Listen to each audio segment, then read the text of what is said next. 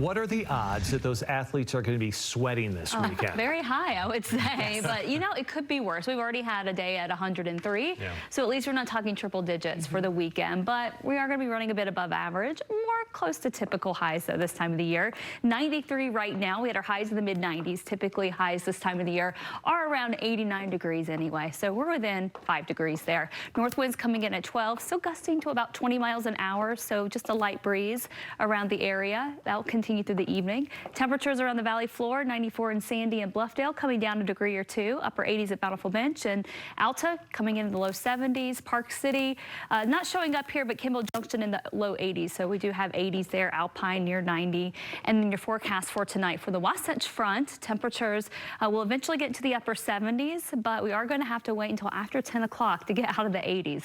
So low to mid 70s at 2 a.m. and then we have those temperatures taking that dip to around 67 tonight, and then they start to climb back up again tomorrow. Mainly clear skies. Tomorrow afternoon, temperatures will be climbing quickly again. So tomorrow morning by 9 a.m. 76, so not too bad, but by 10 we're close to 80, and then we're in the upper 80s and low 90s for the rest of the afternoon with highs right where we were today. We'll do that again on Sunday, so no changes over the next couple of days and for the weekend. Satellite and radar showing clear skies out there, no rain to be found, and that's going to be the trend. Our upper air weather pattern, this is how we track those high pressure systems that bring in the heat.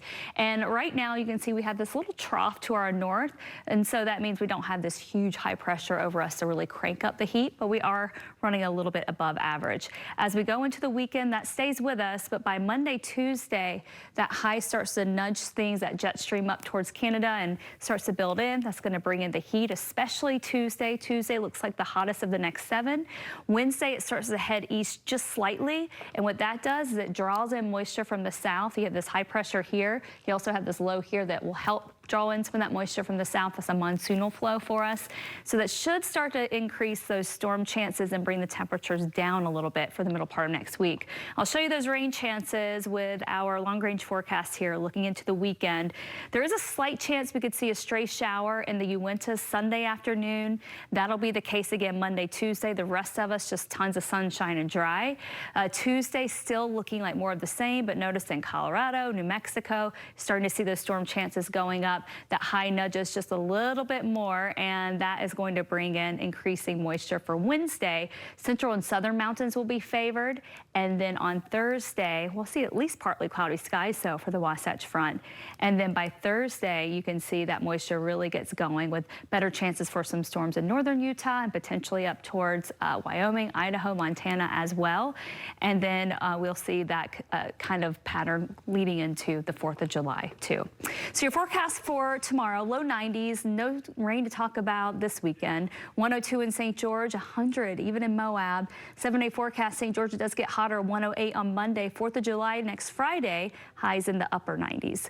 Northern Utah, low 90s from Cache Valley down to the Wasatch Front, anywhere from the low to even mid 90s.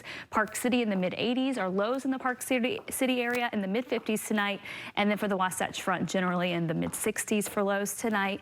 Your 7-day forecast for the Wasatch Front, and we are going to be looking at those temperatures. Let's see if my clicker will work again. I don't know. I feel like there's a dead spot over here by the desk. Here we go. You should throw it on the ground and see if that works. Next time. 7-day forecast for the Wasatch Front. Tuesday, 99. Again, that's our hottest day. Notice the clouds increasing Wednesday, Thursday, maybe 4th of July too, and that means a better chance for mountain storms, which may even mean a chance for a valley storm too. Best chances right now look to be on Thursday for some rain. We'll watch for that. Thank you, Kristen. Appreciate it. We'll be right back.